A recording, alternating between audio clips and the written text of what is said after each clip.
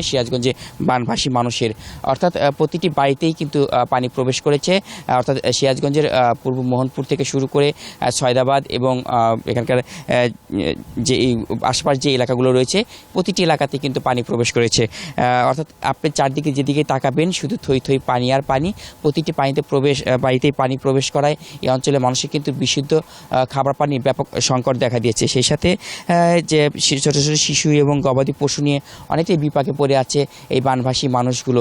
অর্থাৎ এই যে পানি যে প্রতি বছরে যখন পানি আসে এবং বন্যার পানিতে মানুষ তলিয়ে যায়, মানুষের যে দুঃখ কষ্ট সেটি কিন্তু অনেকটাই মানুষের নাজুক করে তোলে। যে আসলে মানুষের এই দুঃখ দুর্দশা কিন্তু আসলে দেখবার মতো কেউ থাকে না।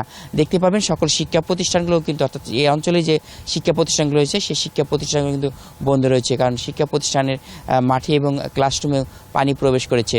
অর্থাৎ শিক্ষা কার্যক্রম কিন্তু এখানে বন্ধ রাখা হয়েছে। একই সাথে এলাকায় যেহেতু তাঁত শিল্প এলাকা, সে তাঁত কারখানাতে পানি প্রবেশ করায় কিন্তু তাঁত কারখানা বন্ধ রয়েছে। অপরদিকে কিন্তু দেখতে পারবেন যে ফসলের যে মাঠ, সেই মাঠ কিন্তু এখন থই থই পানি আর পানি। এখানকার পর্যাপ্ত পরিমাণ সবজি কিন্তু এই এলাকায় উৎপাদিত হতো। অর্থাৎ পুরো মাঠটি যে আপনি দেখানোর চেষ্টা করছি প্রিয় দর্শক আপনাদেরকে, এই মাঠটি জুড়ে কিন্তু পুরো মাঠ জুড়ে সবজি ছিল, সেই সবজি কিন্তু তলিয়ে গেছে। যে কারণে কিন্তু অর্থাৎ সিরাজগঞ্জে যে উৎপাদিত সবজির দাম বর্তমান কিন্তু নাগালের বাইরে চলে গেছে। পর্যাপ্ত দাম হয়েছে এখানকার সবজি, কাঁচামরিচ সহ সব পণ্যেরই। যে অন্যদিকে যদি দেখানোর চেষ্টা করি আপনি দেখতে পারবেন যে এই যে তাঁত কারখানাটি, অর্থাৎ সেই তাঁত কারখানাটিও কিন্তু পুরোটা অর্থাৎ বানের জলে ডুবে আছে, নষ্ট হচ্ছে তাঁত কারখানার সকল সরঞ্জামাদি।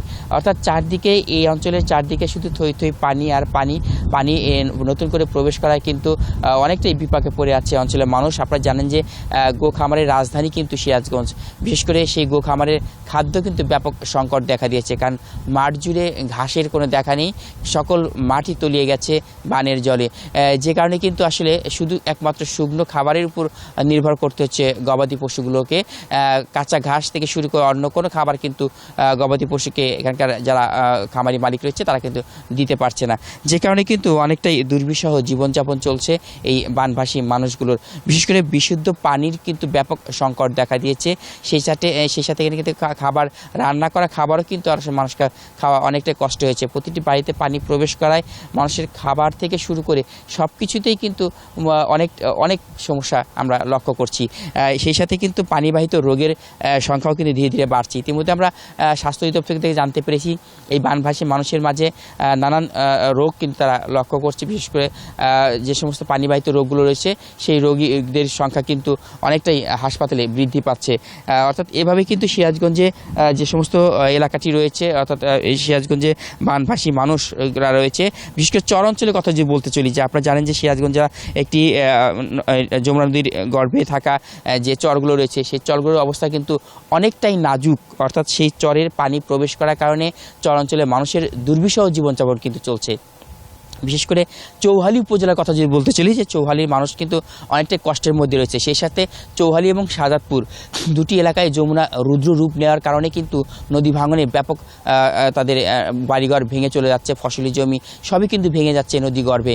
সেই ভাঙন কবলিত এলাকার মানুষ কিন্তু খোলা আকাশের নিচে তারা বসবাস করছে। অর্থাৎ চৌহালির কিছু অংশের মানুষ কিন্তু এখন চৌহালি অর্থাৎ সিরাজগঞ্জ জেলাতে তারা জায়গা না পেয়ে তারা অন্যত্র টাঙ্গাইল জেলা, মানিকগঞ্জ জেলা, বিভিন্ন জেলায় গিয়ে তারা এখন সেখানে বসবাস করার চেষ্টা করছে। বিশেষ করে এখানকার শাহজাদপুর উপজেলার যে কৈজুরি এলাকাটি রয়েছে, হাটপাঁচিল এলাকাটি রয়েছে, সেই এলাকায় কিন্তু ব্যাপকভাবে ভাঙন শুরু হয়েছে। যে এই ভাঙনের কারণে কিন্তু সেই এলাকার মানুষগুলো এখন অনেকটাই কষ্টের মধ্যে তাদের দিন যাপন করতে হচ্ছে। এবং যাদের বাড়িঘর ভেঙে যাচ্ছে তাদের আসলে মাথা গোঁজার মতো কোনো ঠাঁই কিন্তু নেই। তারা কিন্তু বাধ্য হয়ে খোলা আকাশের নিচে পলিথিন টানিয়ে তারা সেখানে বসবাস করছে। প্রচণ্ড বৃষ্টি এবং রোদে কিন্তু